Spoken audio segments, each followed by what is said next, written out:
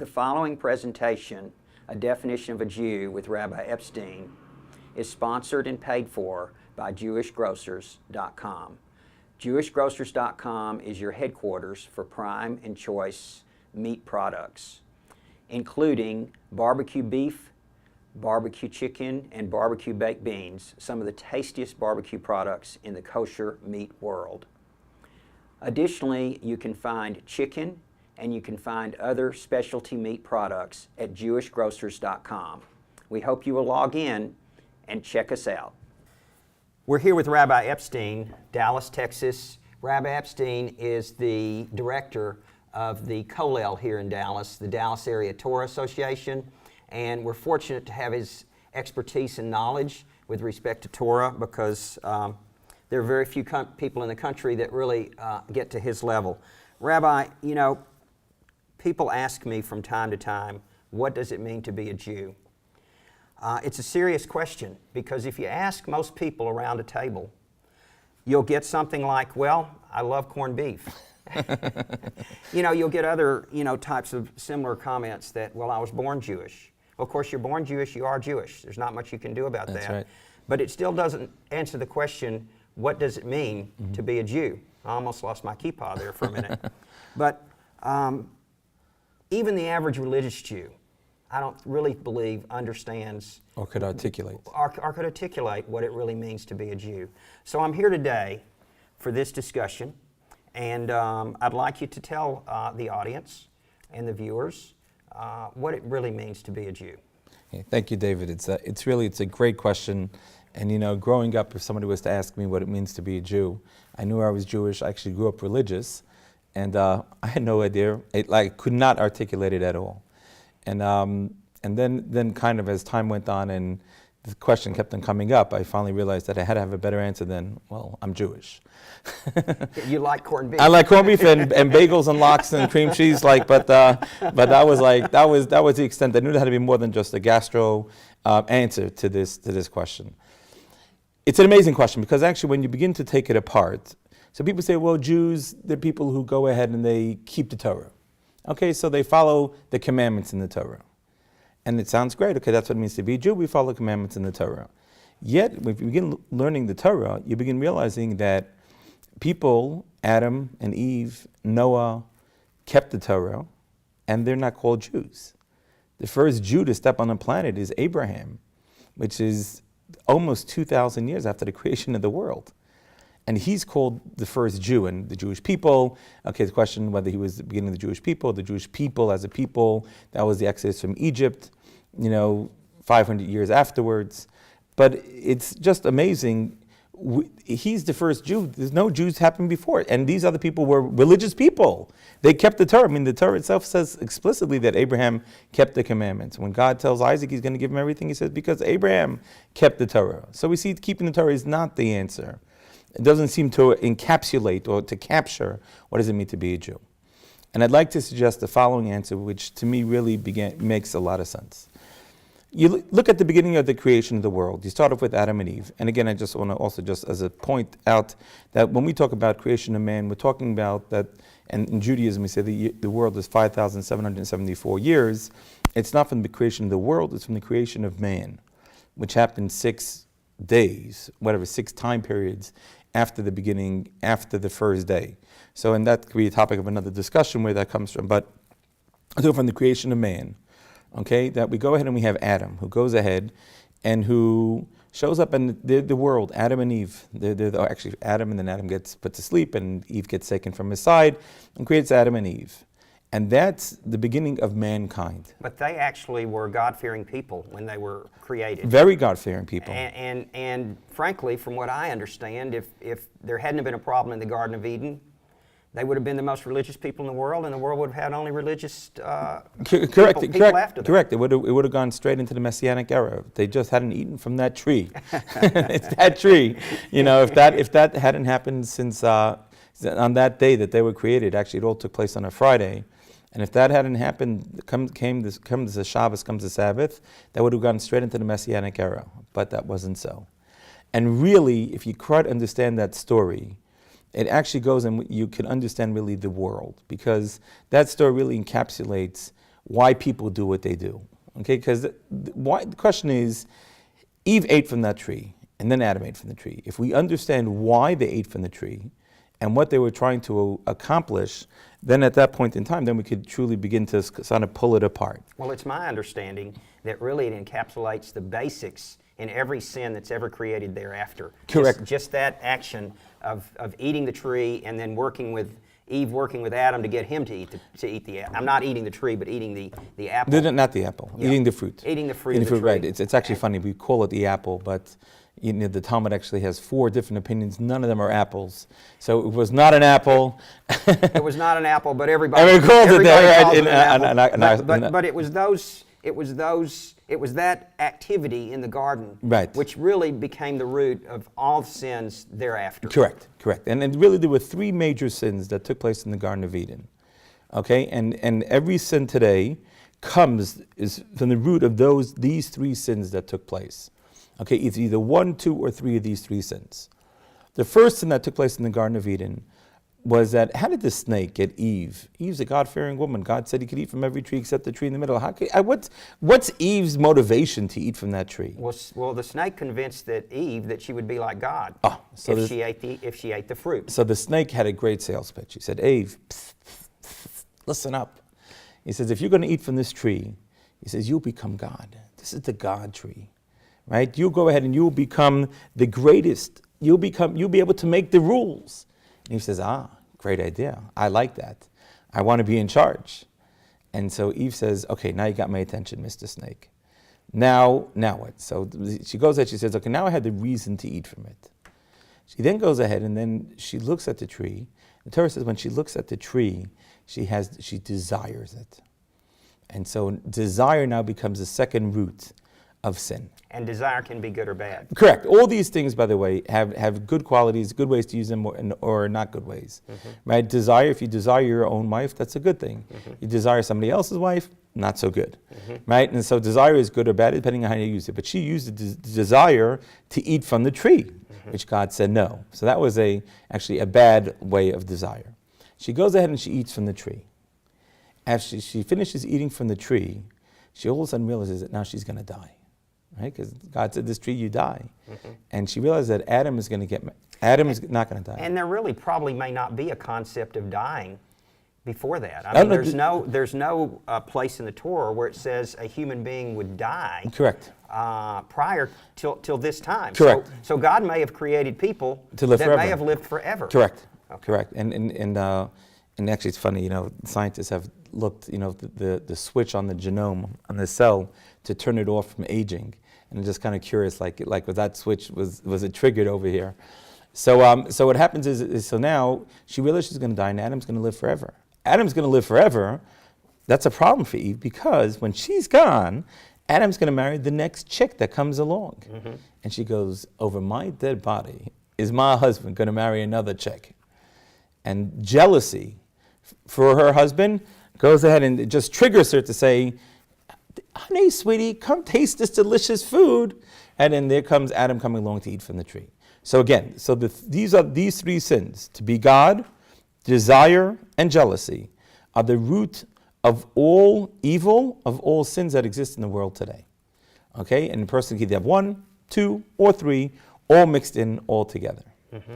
And so what happens is at that point in time, mankind, God has had enough. And mankind now has destroyed what God has put into the world. And so for the next 2,000 years. That's interesting because we're 5,774 years today. Mm-hmm. And now for 2,000 years, you're going to talk about 3 stories, I believe. Three stories. And actually, it's fascinating. When you actually read the Bible is not a history book. Okay, you take a look, it does a poor job as a history book. It doesn't tell you history. The source, the Torah, comes to teach us morals and ethics. Okay, so if it has moral and ethical value, it's in there. And again, moral and ethical value that's pertaining to all generations. If it's only for a certain generation, it's not included in the Torah. It doesn't get written down in the Bible. Only moral and ethical values that transcend time and that are applicable in all times and all places, that's what gets included in the Torah. Okay, that's the framework. And when you open up the Torah, you begin reading Adam and Eve. And then for the next 2,000 years, the Torah picks and tells you 3 stories.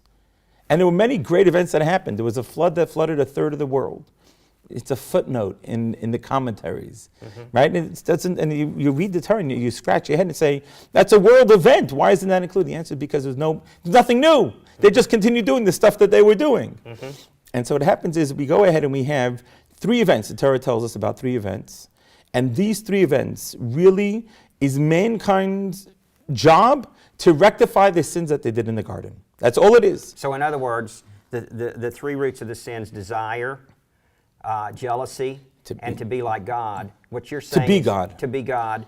These 3 events that take place are indicative of those actions, and mankind fails. Correct.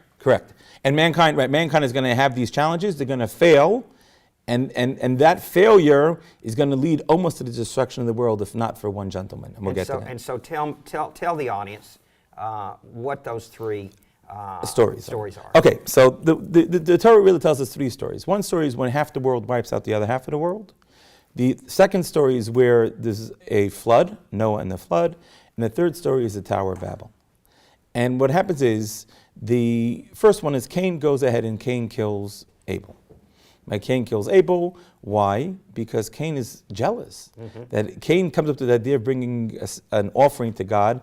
Abel does it better. God listens to Abel, doesn't listen to Cain. Cain said, "Hey, it's my idea, God. Why are you listening to not me?" So mad, he's jealous of Abel, and he kills Abel. So mankind, right, 2 people in the world, mankind, instead of fixing this thing of jealousy, it rectified the sin that Adam and Eve did, mankind broke it and continued down this path of jealousy. And Cain and Abel were the children of Adam and Eve. Yes. So it really wasn't that long after the creation. No. Very shortly after the story they get thrown out, Cain and Abel story pops up on the agenda. Okay. And so what's the next story? The next story then is Noah and the flood. Well, the famous story that people know, right? There was a flood, came and wiped out the world. Why? So the Torah is very clear. There were many bad things going along at that time. The sexual immorality, murder, but what it was, the flood came about because people were doing what's called in Hebrew, right? The Torah says explicitly because Hamas, right? The Hebrew uses the word, Batimalaher, it's Hamas, right? Then the world was filled with Hamas, right? And which is actually interesting, and Rashi points out that the word Hamas is used in conjunction with stealing, which I kind of find quite ironic. In our world today, Hamas, it really is in the Bible. It means stealing. And so what happens is that the world is filled with stealing, and God then brings the flood. Why? Because this generation had to rectify this sin of desire. And when I take things from you, I'm stealing from you, right? That's desire. Exactly. So mankind now, instead of fixing the problem of desire, goes ahead and now uses desire as a way to continue doing the bad that mankind had done. So God says, bad news, bring the flood. So we're 0 for 2, right? We're up to now, okay, and that takes place in the year 1656 from the creation of Adam. Okay, that's when the flood took place. And it was the time period before when all this stealing was going on. God actually gave them extended 120 years, gave Noah, right, the command to build the ark, right, so the world should see that God was ready to destroy the world to no avail. Then we come to the third story, which is called the Tower of Babel. Like the Tower of Babel is when the world got together, and that's in Genesis. Actually, that's in Genesis chapter 11, where it goes ahead and the world unifies. It's pretty simple one on that one. If you're building a tower up to the heavens, you're trying to be God. Right, you're trying to fight God. And actually, right, the commentators said they said the flood came because the heavens tilted. They were putting a pillar up to support the heavens. Right, they were going to go on top of the mountain. And actually, the Zohar, the mystical Jewish mystical work, says that actually they said they were going to get to the top of the tower and then they were going to jump and be able to float up and fight God. Like something new about gravity. Fascinating discussion for another time. But they go ahead and they create a Tower of Babel. They create a tower to go ahead and to fight God, right? And so now again, mankind, instead of going to be subservient to God, mankind is continuing this sin. They want it to be God. So this is really amazing because, so many people that I run into, the first thing they always tell me is the Torah, it's just a history book. It really doesn't apply, to today's world. And so why even bother opening it? I mean, almost, you kind of get that attitude. Right. But the very fact of the matter is that for 2,000 years, we have these three stories. We have the original sins, and then we have the sins trying to be rectified. Man doesn't rectify them. So now, what's the answer? God was going to destroy the world? Yeah, so actually that's exactly what was happening. God at this point in time says mankind gave them a chance, right? They gave them 2,000 years to rectify it. They can't rectify it. God is reaching his hand for the abort world button. He's about to abort world and start all over again. And there was one gentleman who raised his hand and said, God, if I accept upon me and my descendants the obligation to teach the world how to serve you, God, will you not destroy the world? And God says, finally, I have somebody who cares about me. And that great gentleman was a man named Abraham. And Abraham and God inked the deal. And it's in Genesis chapter 15, where God goes ahead. It's called the Bris Ben Absarim, the covenant of the parts. That is where Abraham and God inked the deal. That Abraham says to God, I will accept. Now listen carefully, because this mission statement has never changed till today. If I accept upon me and my descendants the responsibility to teach the world how to serve you, God. And God said it's a deal. And that's what it means to be a Jew. And so from that point on, God made kind of his deal was, I won't destroy the world. I won't destroy the world because I have a people that is willing to teach that has accepted responsibility. Two things: responsibility, and they're going to give it for their descendants as well. And so Abraham, therefore, becomes the first Jew, and out of Abraham becomes every other Jew. Abraham and Sarah. Abraham and Sarah, because not all of Abraham's descendants became Jews. Right, because it was Abraham, Isaac, and Jacob, right? 3 generations. Isaac was Abraham's son, Jacob was his grandson, and each of them had children that didn't accept this covenant or didn't opt in. But from Jacob and on, when we got to the 3rd generation, all of Jacob's children were part of the Jewish people. But still, they all came out of Abraham and Sarah, regardless of the fact that some did not accept. Correct, right. So it's not right. So it's not all of right, exactly. So for this particular episode, that's kind of where we stop off. But the very fact of the matter is that we do know now the definition of what a Jew is, because Abraham was the first Jew, and he accepted that responsibility. And for him and all his descendants to teach the world how to serve God. And so if we're going to educate other people, it behooves us to open this book and take a little bit of history, if you want to call it that, out of it, but not only the history, but what it says that a Jew is supposed to do. Correct. In order to represent what God says is that responsibility. Correct. And I'd just like to add in one more piece. Okay, one because I want to bring it to today. I don't want to leave it just with a nice message, but without a take-home value. And this is the take-home value I'd like to add. When are we going to actually go out and teach the world how to serve God? That's going to happen in the Messianic era. When the Messiah comes, then it's going to be the Jews' responsibility to go out to the world and to teach the world how to serve God. I see. Okay? Till the Messiah comes, right? Today's March 11th, 2014. Our job today is to teach the teachers how to be good teachers. And it means to teach the Jews how to teach the message. Because as soon as the Jews will be good teachers, the Messiah can come. Right? Because that's our job. If the Messiah comes and we're not ready to teach, it doesn't work. It opens the door. It opens the door. And so that's really why it's really beholden on us that we really need to go out and to teach the Jews, right? To teach ourselves and to teach our fellow Jews how to be good teachers, because then the Messiah can come. Thank you for being with me today. Thank you so much. Yes, sir.